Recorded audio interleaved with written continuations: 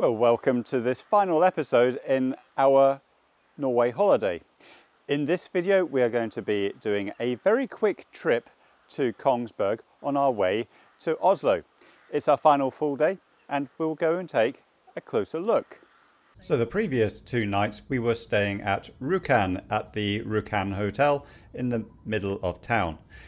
We were travelling today on Highway 37 on our journey to Kongsberg. This passes the Lake of Tinshore, and Tinshore is quite a long lake. It's not as big as Loch Ness as a comparison, but it is very scenic, and we found it to be quite a quiet road. On the way to Kongsberg, we stopped at a small place called Bolkesjø. So just to the west of Kongsberg, we have this place called Bolkesjø. And it's a nice vista here to look out onto the mountains. Now on the remaining drive to Kongsberg, we came across another moose, which got Rachel quite pleased. So this is the River Langoyene in Kongsberg. So we're just going to take a very quick tour of Kongsberg before heading on our way. So this is the main street linking the old and new parts of Kongsberg, but it's shut down to normal traffic here.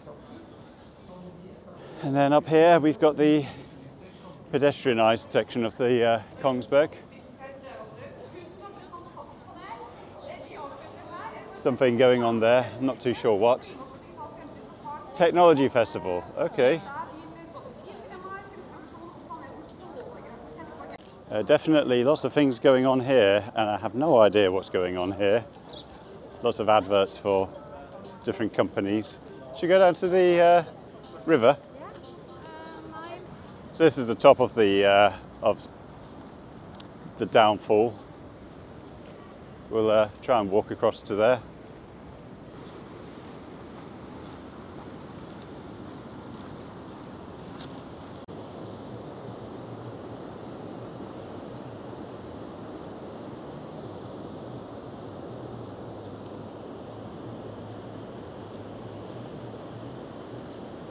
Well, I've never been on this bridge with all these vans here.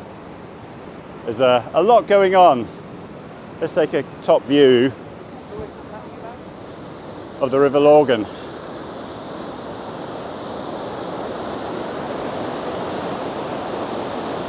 So in 2007, there was over 1,000 tons of water flowing down here every second.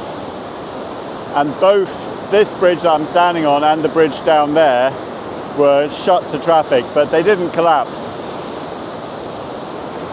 But as you can see, there's still a healthy amount of water flowing down here.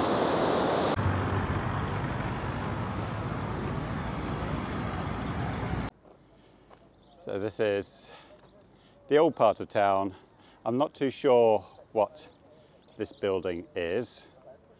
Over here, this is the main church in Kongsberg, and I've had the pleasure of hearing a couple of concerts in here. The Handel. Oh, I like that candlelight one. No, Handel. Oh, Handel. Yes. Did they do it with candlelight? I can't remember. It was about 17 years ago.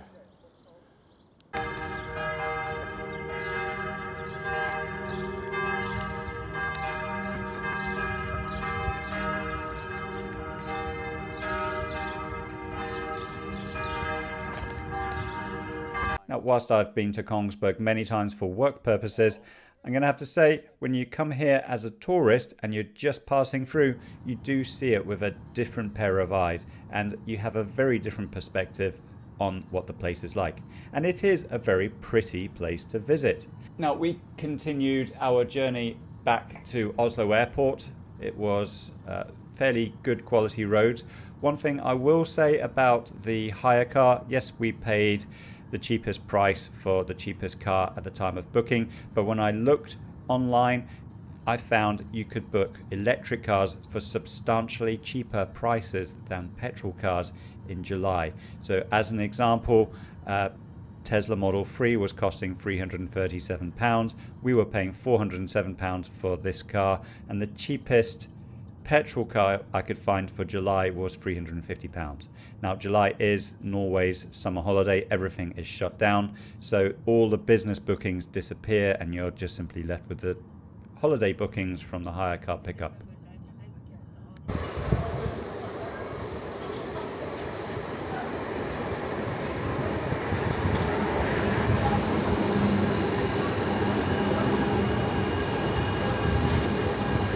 So we are now in Oslo. We've dropped off the hire car, we've taken the train back into downtown, and we've checked in to the very same hotel room number as before. So last afternoon before flying off tomorrow, what are we going to do? Well, of course, do what I know how to do best, which is to put one foot in front of the other and repeat the process. We're going for a walk off to the islands again, because although we took the ferry last time, we want to explore these islands a little bit and just enjoy a nice afternoon. Okay, so we are ending our holiday, or at least we are reaching the initial conclusions of our holiday in the same way that we initially opened our holiday, with a ferry boat ride on those Oslo passenger ferries. We're going to an island called Langoyene. This time we're going to get off the ferry and we're going to go for a walk.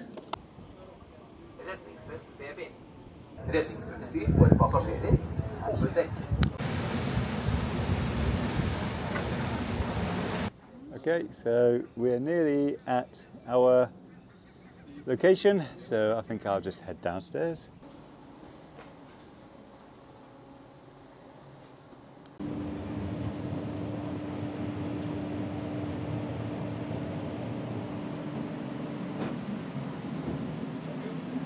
Thank you.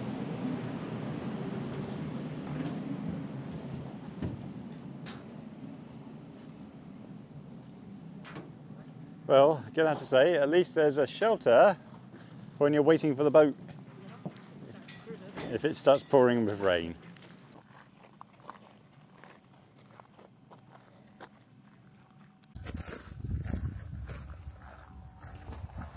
Quite a lot of wildflowers here.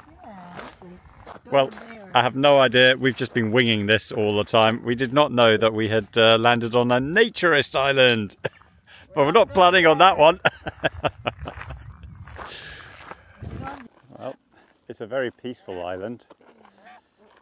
But we do have a Canada goose here though. But yes, this is artificially reclaimed land here. It joins the two islands together. This is one island and this is another island. They're joined together to form one island. And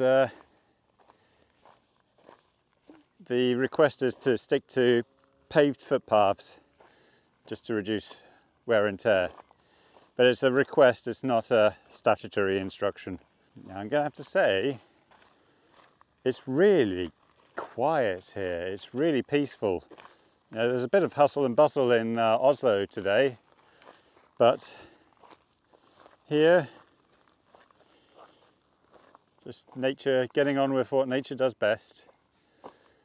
These barnacle geese have no interest in us whatsoever. But the Canada goose has a lot to say for itself.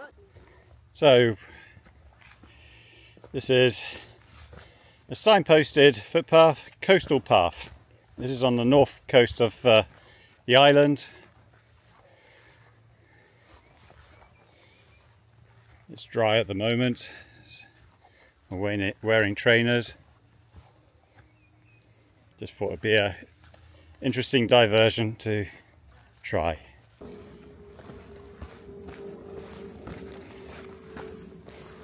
Looks like we're coming up to an opening. Looks like there's a small little pier. Ah, here we are.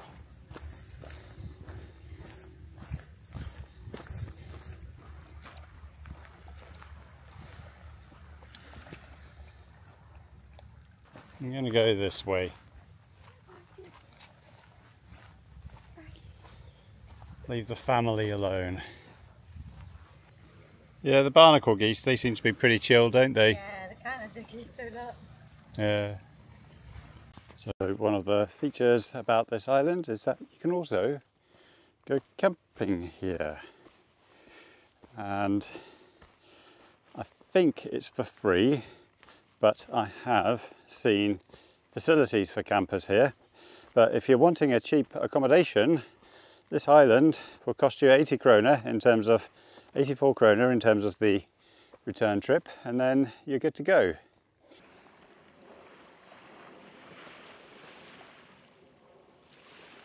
This is the west side of the beach. So I think we're going to aim for the kiosk and go for a ice cream. Of course we are. Haven't had an ice cream for a little while. Let's see. Want a soft ice or do you want a packet ice? I don't know. Yes, choices. So we arrived on the island at 16:13 and we went along the north end of the island, right around the north coast, came back to the middle, had an ice cream at the kiosk, and we got the 17:13 ferry back. And now we're on board. We didn't have to walk at all, run at all, but we just made the ferry. So all told, a very good little walk. Yeah, really very peaceful. And now we're on our way back to Oslo. I don't think we wanted to explore the south end of the island. I think that's where that's where nature is exhibited most. All right.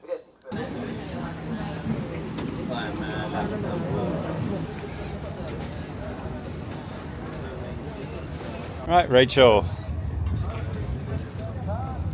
Time to head off this way. Yes. Go for just a wander on the streets. I don't think we're going to go into a national museum. No.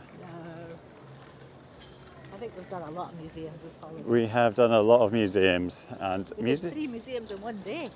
Yes, we did.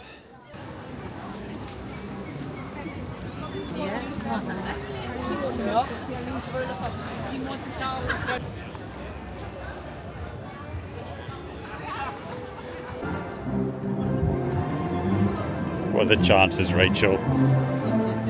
I think it could be them.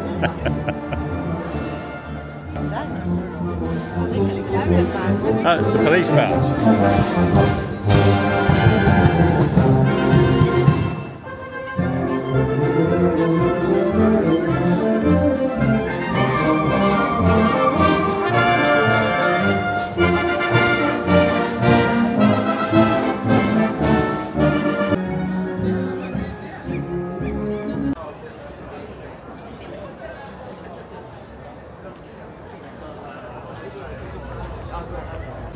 So we are in the Palace Park, which is just behind the National Theatre.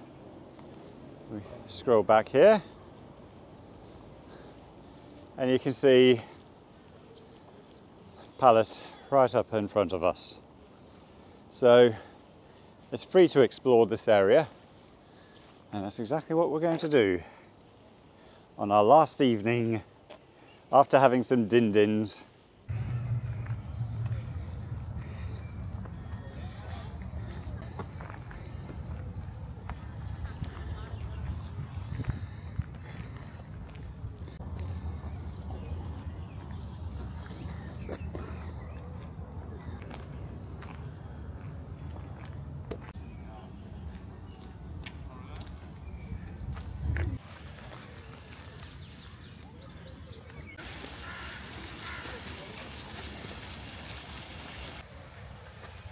Say hello to Rachel. Rachel, do you think a traffic cone would suit this guy?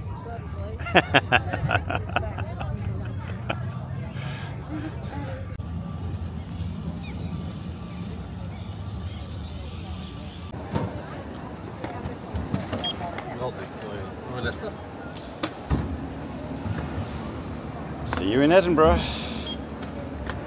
So that is it as far as Oslo is concerned. The very next day we took the flight back from Oslo Airport to Edinburgh Airport, and then that was the end of our holiday.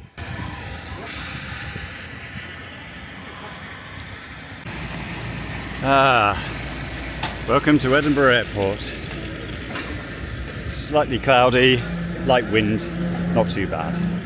Car, sweet car. Back to the car. Time to go home. So for the whole period that we were away from Scotland, it looks like they have had cloudy and fairly damp weather for the whole period that we were out in Norway. Now, whilst we did have our fair share of rain in Oslo, we also had a good amount of sunshine, as the contrast between Oslo Airport and Edinburgh Airport has just shown. Well, that's it for this video. I'm quite astonished I managed to get 7 whole videos out of that holiday. But I think it's wise not to put it all into one big long video. You end up with not enough content for certain things, and you end up with too much content overall. But breaking it down into little small pieces, that's just a trick I've learned from other YouTubers. Now, as far as the holiday is concerned, that is it. But I've got more videos coming up.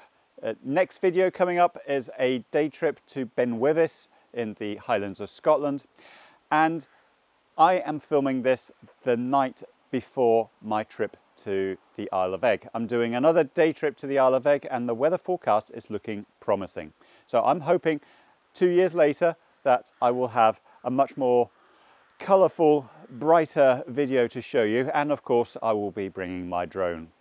So I'm also going to be having a solar power update video as well. I also want to be discussing future projects in that video and other ideas. So in the meantime, I'd like to thank you for watching, and I'll talk to you again very soon.